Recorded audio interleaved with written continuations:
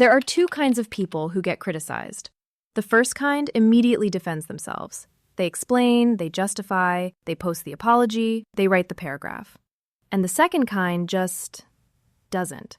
They let the noise exist, and they keep moving. Only one of those people ever actually wins the narrative.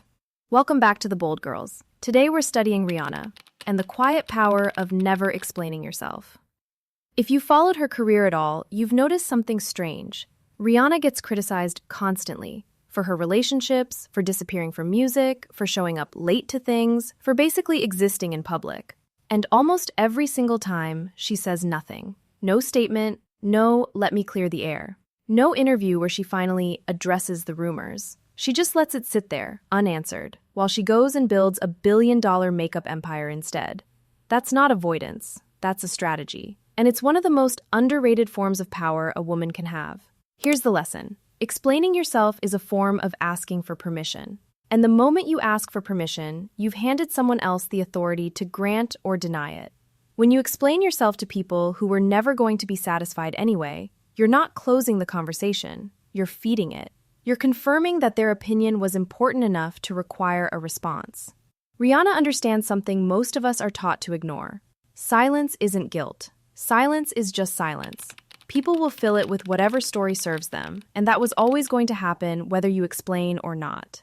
Think about the times in your own life you've over-explained something small. Why you left a group chat, why you didn't text back fast enough, why you wore what you wore. Did the explaining actually change anyone's mind? Or did it just make you feel like you owed someone something? That's the trap.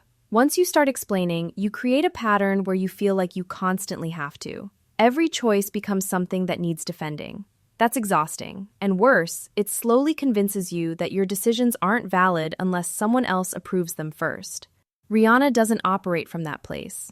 When she stepped away from music for years to build Fenty, people called her washed up, irrelevant, done. She never once felt compelled to respond to that narrative with words. She responded with results, a beauty brand that reportedly generated over $500 million in its first year alone. The silence wasn't passive. It was her letting the work answer instead of her ego. Compare that to how differently this plays out for people who feel the need to clap back at every comment, every troll, every headline. It might feel satisfying in the moment, but it keeps you tethered to the criticism. You're still in conversation with the people who doubted you, just on their terms now, in their comment section, defending yourself on a stage they built. Rihanna exits that stage entirely. She doesn't fight the narrative, she just stops attending the argument. This isn't about coldness, and it's not about never communicating with people who actually matter to you.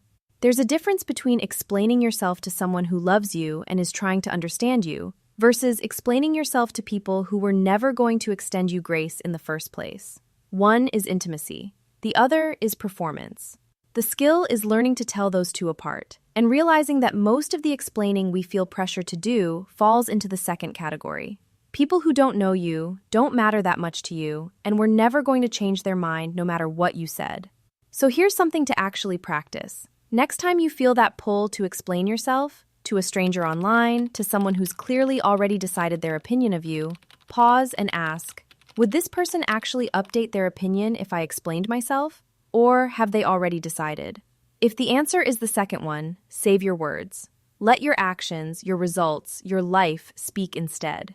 That's not weakness. That's exactly the move Rihanna's been making for over a decade.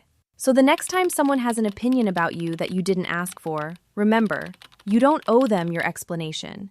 You owe yourself your peace. That's it for today's episode. I hope this encourages you to hold your silence a little more powerfully.